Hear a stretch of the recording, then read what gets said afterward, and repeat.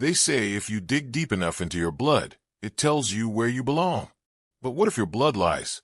What if everything you've been told about where you come from is wrong? In the world's largest island nation, over 17,000 islands, 500 ethnic groups, you'd expect ancient roots, unbroken traditions, proud lineages stretching back to the dawn of time. But when scientists ran genetic tests on over 6,000 people, the results shattered everything. The DNA didn't match the myths. There was no single native origin, no pure bloodlines, no sacred ancestry untouched by outsiders. Every group, from Java to Papua, carried foreign echoes. South Asian blood in Bali, Middle Eastern traces in Sulawesi, Chinese ancestry buried deep in the Papuan highlands. And then the case of Najwa Shihab, one of the nation's most celebrated voices, Arab by name, culturally rooted in Islamic traditions. But her DNA? Just 3.48% Middle Eastern. The rest, a cascade of South Asia, North Africa, even genetic fingerprints from places her ancestors never named. How can someone be fully Indonesian and yet genetically scattered across the continents? Is it adoption of culture or inheritance of blood that defines who we are? In 2019, a groundbreaking study by the Eichmann Institute revealed what no one wanted to admit. Every Indonesian alive today is the child of migrants. Waves upon waves, over tens of thousands of years. From Africa, Vietnam, Taiwan, India. Some walked, some sailed. All left traces. But the most disturbing part? Even the so-called first Indonesians, the original settlers who arrived 50,000 years ago, are mostly gone. Their genetic signature erased. Their story, overwritten by later migrations. They crossed oceans before history began, and vanished before it could remember them. So what does it mean to be from here, if no one is truly from here? And if the very first people disappeared, who took their place? To find the soul of this archipelago, we won't look in temples or flags. We'll look inside the genome, the one place history can't hide. Because somewhere, locked in the double helix, is the story of a people who were erased, and the truth of who we really are. But what if that truth is missing? Not hidden, not buried, just gone. Scientists once believed Indonesia was home to one of humanity's oldest continuous bloodlines. That the first people to settle here, 50,000 years ago, were our direct ancestors. That we, today, were their living legacy. But then came the girl in the cave. In 2015, deep inside Ling Panning, a limestone chamber in South Sulawesi, archaeologists uncovered a child's skull. 7,200 years old. Perfectly preserved. The oldest genome ever sequenced in island Southeast Asia.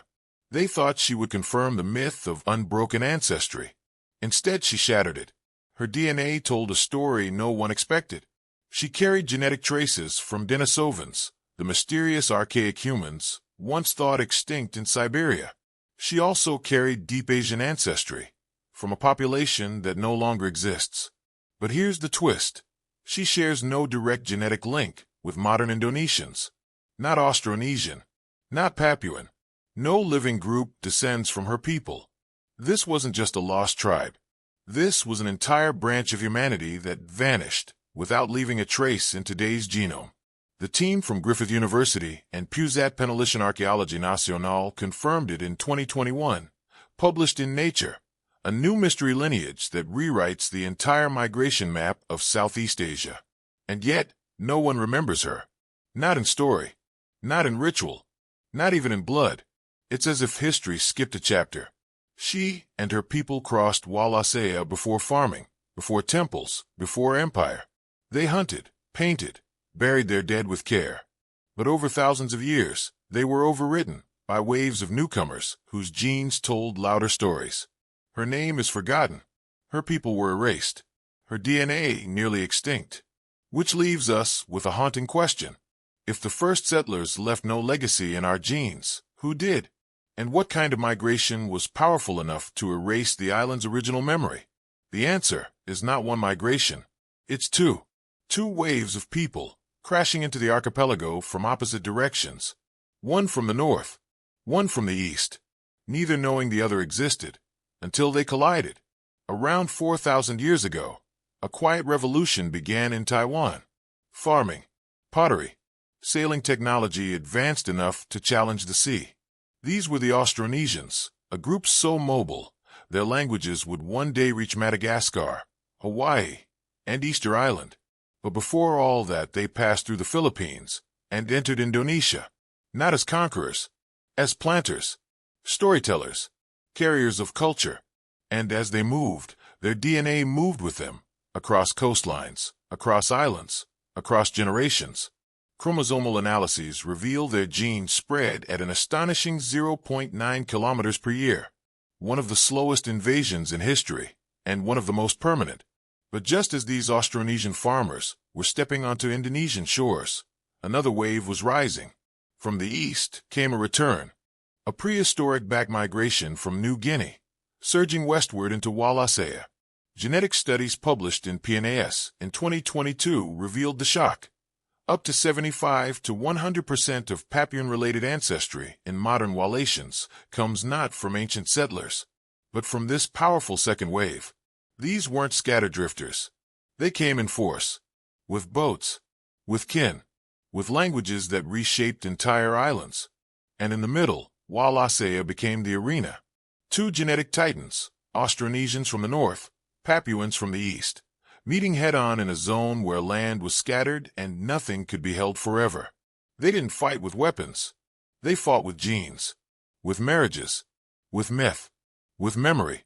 And as these two worlds intertwined, they didn't just erase the first people. They erased each other. Because Wallacea didn't blend quietly. It fractured. It fused. It became a genetic battlefield. And one ancient chain of islands still carries the scars of that collision, in its people, in its bones, in its languages.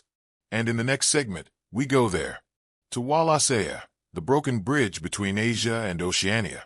Where history didn't settle, it exploded. They called it a barrier, a dead end between two worlds, Asia to the west, Sahul to the east.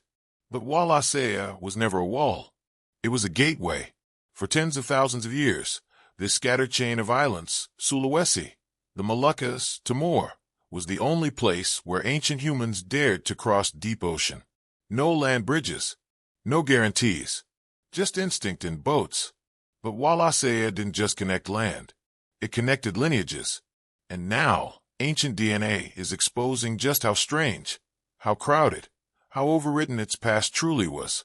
In 2022, researchers sequenced the genomes of 16 ancient humans from Wallacea, spanning 2,600 to 250 years ago, from limestone caves in Sulawesi to burial sites in the Moluccas. What they found didn't match any living population. These ancient people were genetic mosaics, not purely Papuan, not purely Austronesian, but something in between. A swirling mix of ancestries that no longer exist in that form. Ghosts of migrations that didn't just pass through, they clashed, merged, vanished.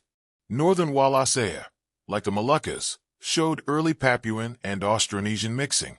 But southern Wallacea, like the Lesser Sunda Islands, carry genetic threads tied to mainland Southeast Asia, a signal that predates the great Austronesian expansion.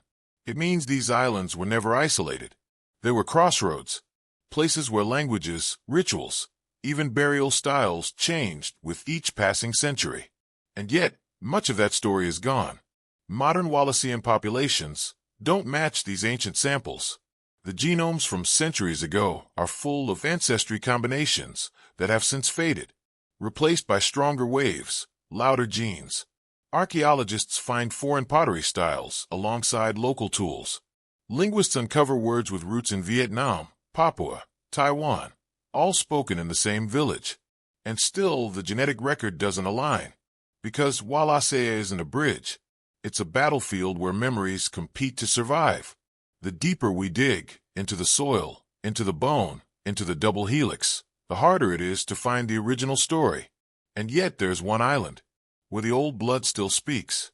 A place where forgotten ancestors never fully disappeared. They just waited to be found. But not all ancestors are easy to follow.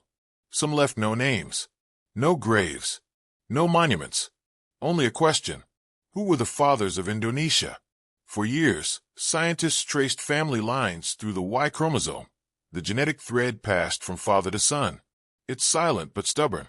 Unlike culture, it doesn't lie. And what it reveals is a strange divide, a fault line through the male genome, splitting east from west. In the Western Islands, Sumatra, Java, Borneo, the dominant YNA haplogroups are O, M119*, O, P203, and O, M95*.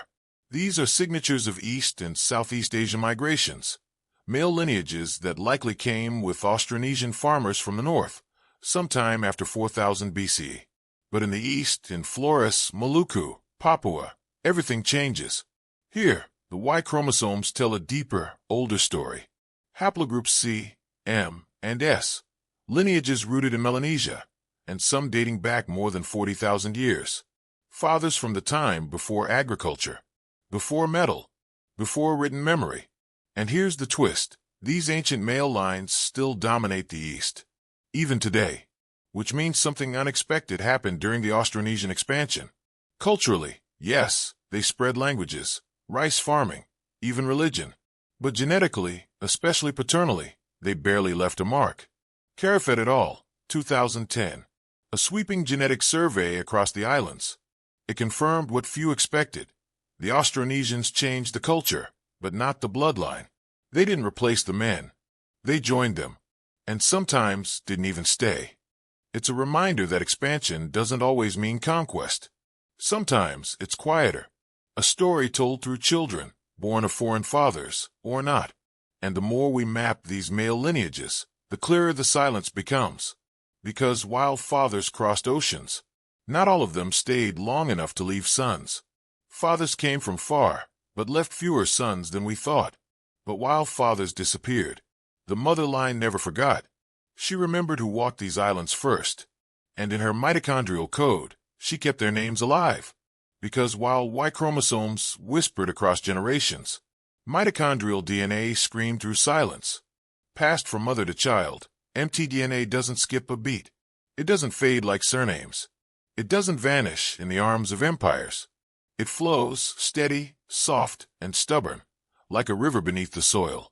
And when scientists traced that river, they found something astonishing. In western Indonesia, Java, Sumatra, Borneo, the mother line carried signals of the north.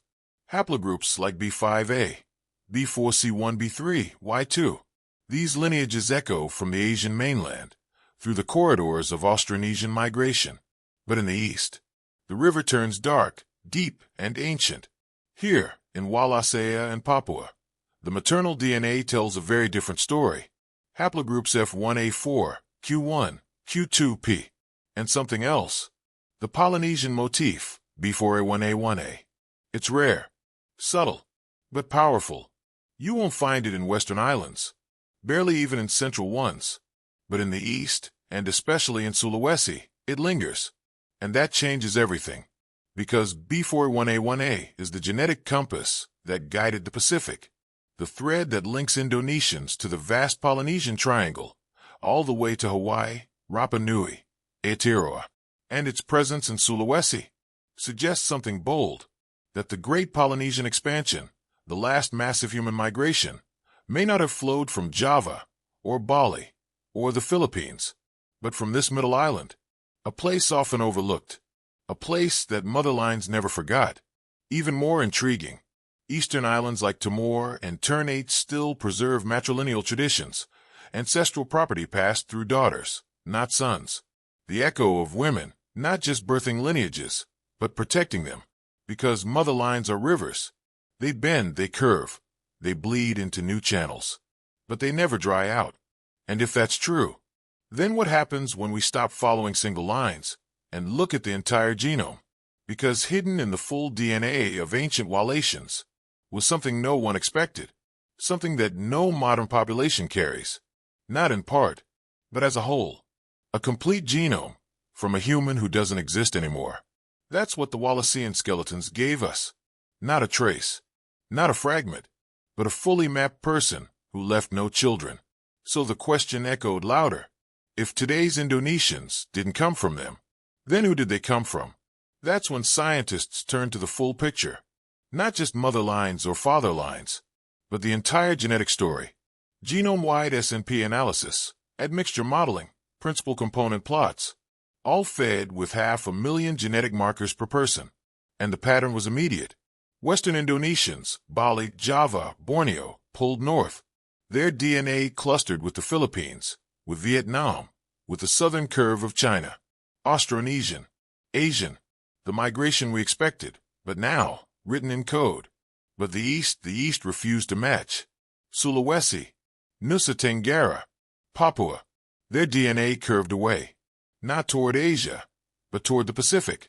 Papuan, Melanesian, Oceanian, bloodlines that echo in the hills of New Guinea and the shores of Vanuatu. It wasn't a slow blend.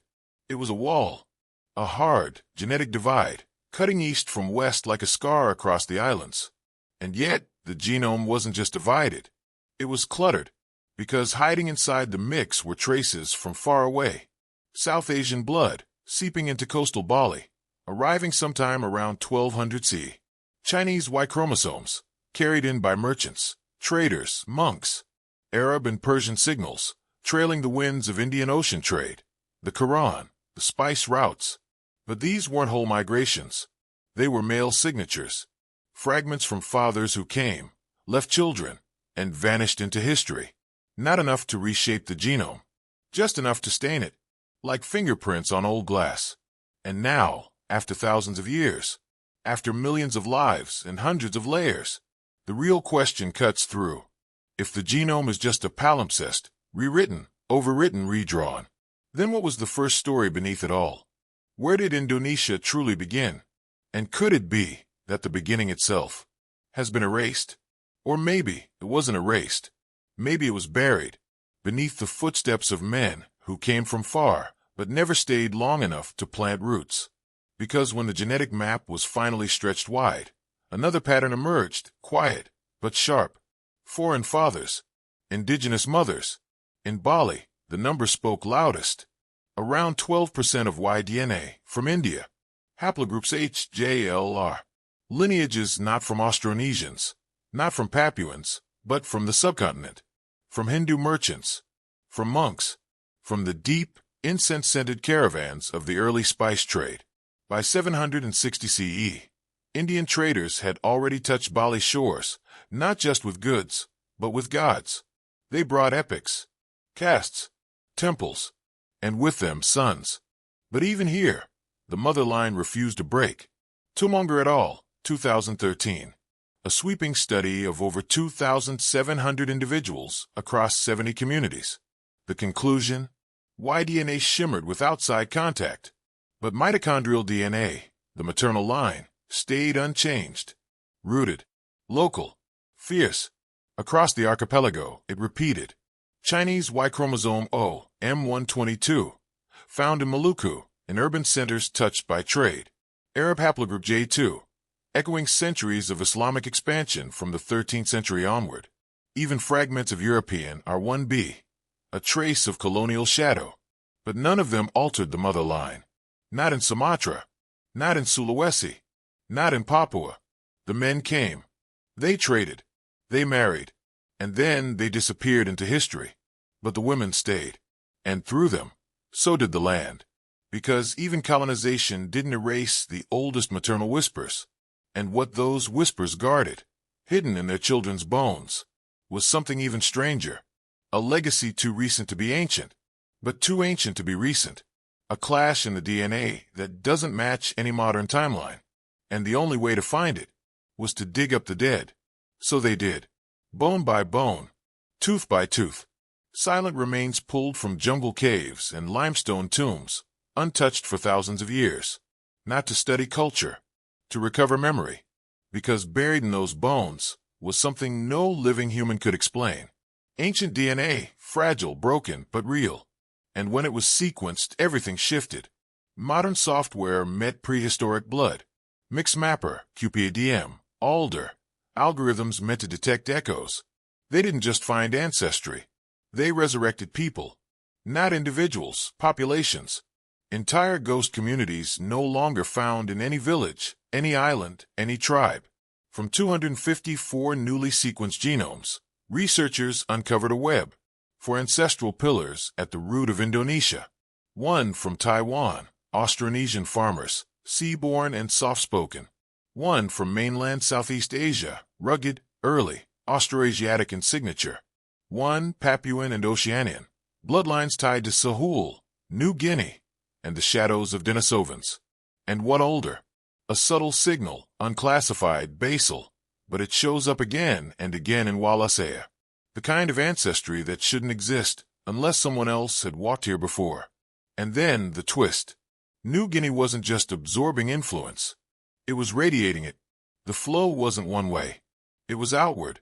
Papuan lineages from the highlands of New Guinea surged west into Wallacea, carrying not just genes, but entire genetic identities. These weren't leftovers. They were foundations. We often say we carry the past in our blood. But this was different. We carry migrations, conflicts, lost children of forgotten tribes, signals of love, war, hunger, movement, written not in ink, but in nucleotides. We carry more than stories. We carry the migrations of memory. But even now, after sequencing ancient genomes, after tracing hidden ancestries, one layer still refuses to open. Not because it's broken, because it was overridden so completely. Science still isn't sure it existed, and that is the silence that haunts the Indonesian genome. Not a forgotten name, but a vanished identity.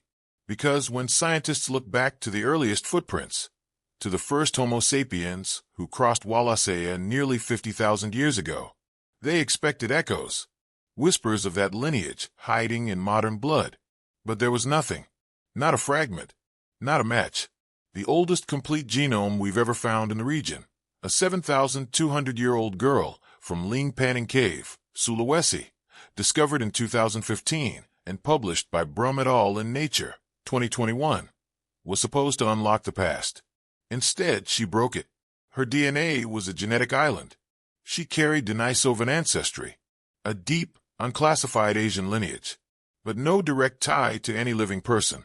Not in Papua, not in Borneo, not in the world. She's the only known representative of a group that no longer exists. And we don't know why. Was her population too small? Did they collapse from disease, drought, or something we haven't yet imagined?